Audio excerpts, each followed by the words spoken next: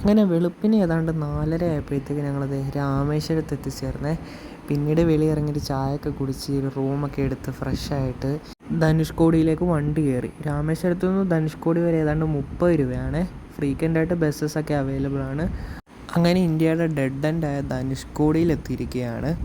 ധനുഷ്കോടിയെ ghost town of India എന്നും പറയപ്പെടുന്നുണ്ട്. കാരണം ഇത് 1964 ഉണ്ടായ സൈക്ലോൺ മൂലം ഏതാണ്ട് 1800ഓളം ആൾക്കാർ മരണപ്പെട്ടിട്ടുണ്ട്. അതിനുശേഷം ഇവിടെ ഹാബിറ്റേഷൻസ് ഒന്നും പറ്റത്തില്ലെന്ന് ഗവൺമെൻറ് തന്നെ ഡിക്ലെയർ ചെയ്തു. നിങ്ങൾക്കിവിടെ പോയി കഴിഞ്ഞാൽ പണ്ടത്തെ റിമൈൻസും കാര്യങ്ങളൊക്കെ കാണാൻ സാധിക്കുന്നതാണ്. അങ്ങനെ ധനുഷ്കോടിയിലെ കറക്കമൊക്കെ കഴിഞ്ഞ് ഞങ്ങൾ തിരിച്ച് രാമേശ്വരത്ത് വന്നു. അവിടെ രാംനാഥസ്വാമി ടെമ്പിൾ കണ്ടു.